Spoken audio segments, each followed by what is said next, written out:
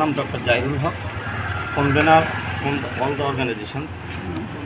আজকে আমাদের যে অর্গানাইজেশন আজকে যেখানে এসেছে, জমিয়ত উলামা হিন্দের প্রেসিডেন্ট মুফতি আব্দুল মুমিন সাহেব আছেন, নদরুল উলামার জাকির আছেন, মাওলানা কবুল খায়ের সাহেব, অ্যারাবিক ফোরামের আছেন advocate Jalilur Rahman, Jamiat Ulama হিন্দের vice president. আসলে আমরা গত রবিবার রাত্রে অর্থাৎ 25শে আগস্ট রাত্রে যে একটা ঘটনা ঘটেছিল রানীর বাজারে, যে ঘটনা মধ্যে প্রথম শুরু ছিল একটা কালী মন্দিরের মূর্তিকে ভাঙনকে কেন্দ্র করে। তো আমরা স্যারের কাছে ডিমান্ড রেখেছি, কালী মন্দিরের মূর্তি ভাঙার ক্ষেত্রে গিয়ে যেই কালফিট হোক না হোক, আমরা ধর্মের উপরে হিন্দু মুসলিম আমরা ডিমান্ড রেখেছি স্যারের কাছে, যদি কোনো মুসলিম যদি এই অঘটনের সাথে জড়িত থাকে তাহলে আমরা সমস্ত অর্গানাইজেশনের পক্ষ থেকে আমরা দাবি রেখেছি তাকে ফাঁসি দিয়ে ঝুলিয়ে রেখে গোটা ত্রিপুরা রাজ্যে একটা দৃষ্টান্ত স্থাপন করতে আগামীতে যেন এমন কোনো ঘটনা না করে। এবং পাশাপাশি আমরা দাবি রেখেছি যদি মুসলিম না হয় তাহলে এটা পরিকল্পনা মাফিক যদি অঘটন ঘটে থাকে তাহলে তদন্তের মাধ্যমে দোষীদেরকে অবিলম্বে বের করে শাস্তির ব্যবস্থা করা।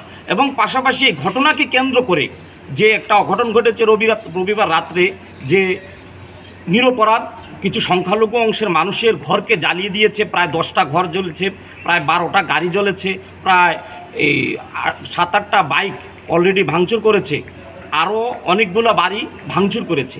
যে নিরপরাধ সংখ্যালঘু অংশের মানুষের ঘরগুলো জ্বালিয়ে দিয়েছে তাদের পরিপূর্ণ ক্ষতিপূরণ আমরা দাবি করেছি। এবং পাশাপাশি যারা এই ঘটনার সাথে জড়িত তাদেরকে চিহ্নিত করে অবিলম্বে গ্রেপ্তার করে তাদেরকে দৃষ্টান্তমূলক শাস্তির দাবি করেছি। আমাদের দাবিগুলো মেনেছেন এবং ডিএম স্যার আমাদেরকে আশ্বস্ত করেছে অবিলম্বে তাদের ঘর পুনর্নির্মাণের জন্য অবিলম্বে উনি এই তদন্ত করে ওনাদের ব্যবস্থা করবে এবং পাশাপাশি তাদের রুটি রোজগার যে এখন বন্ধ হয়ে আছে এটাও ব্যবস্থা করবে। এবং পাশাপাশি উনি বলেছেন প্রশাসনের সাথে কথা বলেন, এসপির সাথে কথা বলে দোষীদের অবিলম্বে গ্রেপ্তার করবার জন্য উনি আশ্বস্ত করেছেন। তো আমরা আজকে ডিএম স্যারের সাথে কথা বলে আমরা অত্যন্ত আনন্দিত, খুশি হয়েছি। উনি আমাদের ডিমান্ডগুলো যুক্তিসঙ্গত মেনে নিয়েছেন এবং এই দাবিগুলো অবিলম্বে পূরণ করবে। এবং আমরা আপনাদের মাধ্যমে গোটা রাজ্যের মানুষের কাছে আবেদন রাখব, আমরা কোনো ঘটনাকে কেন্দ্র করে আমরা ফাঁদে পা না দিব।